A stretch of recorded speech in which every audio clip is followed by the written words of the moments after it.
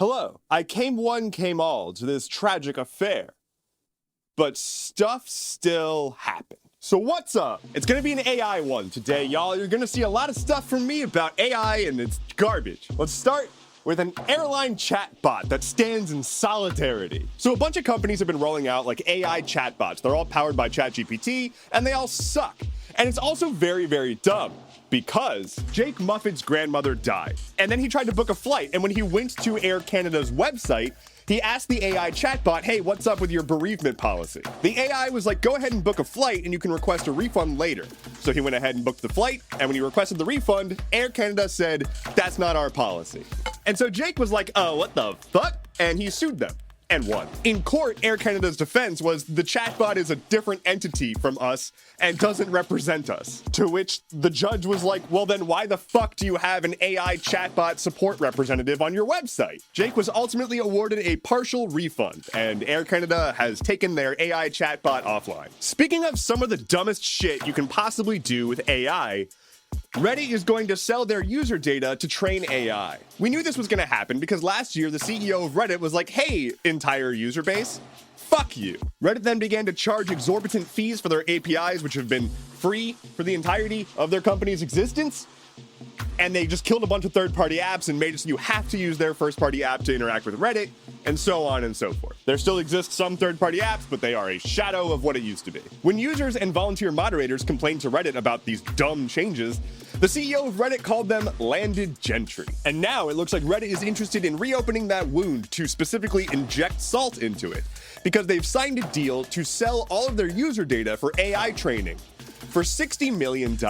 If you have posted on Reddit, your data has now been sold to an AI company which has not been named, so they can train an AI to impersonate you without your consent or payment. But Reddit gets money, $60 million, which is nothing. I cannot explain just how little $60 million is in the world of tech. When I first read the headline, I thought it was a typo. The entirety of Reddit's value is predicated on user-generated content.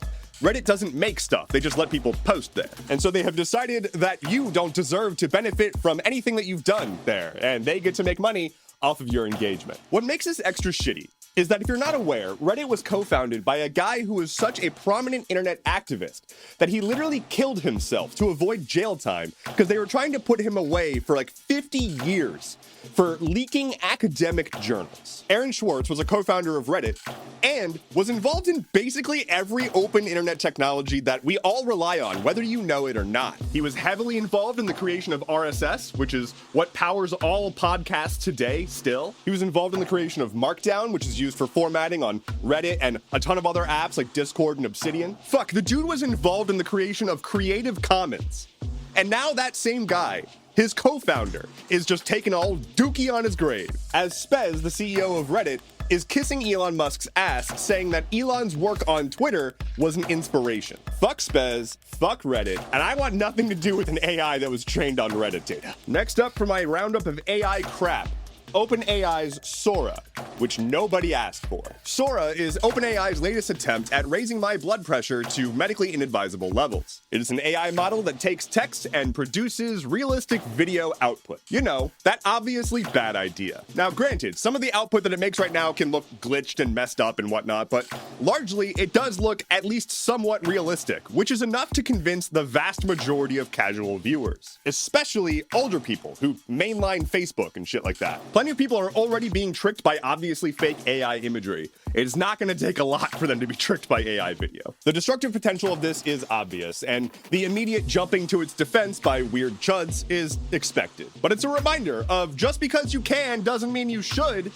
Nobody asked for this. This will only bring far more bad than it ever possibly can bring good.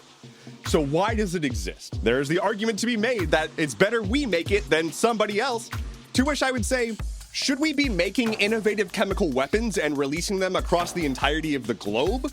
That's what this is. This is like saying, hey, yeah, we should do the Manhattan Project, but also launch nukes everywhere. Countless women and children are about to have photorealistic AI-generated pornography made of them. Scammers will use this to generate fake security footage that proves you did a crime, and they'll extort you. Governments are going to produce propaganda at rates we've never before seen, and we are not ready for. All the while, people march to the beat of the AI savior drum, while a couple of tech bro overlords get rich beyond belief. Nobody asked for this. I straight up cannot think of a good use for this.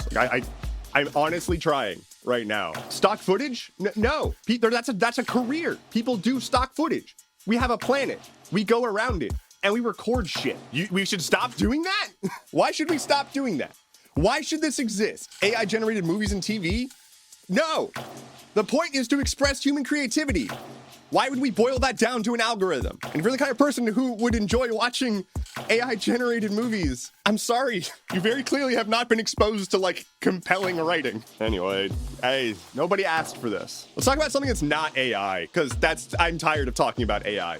Alexei Navalny, a prominent Russian opposition activist, has died in prison. Yes, he was almost definitely killed by the Russian government, which they tried to do in 2020 and failed. You may recall that in 2020, he was flown to Germany after being exposed to the nerve agent that Russia has used to kill people around the world, not infrequently. He recovered from that, flew home, and was arrested and put in jail.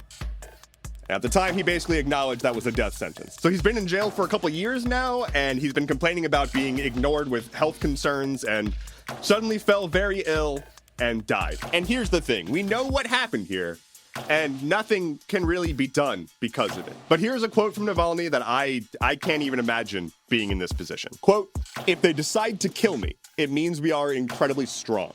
We need to utilize this power to not give up, to remember we are a huge power that is being oppressed by these bad dudes." You heard it here.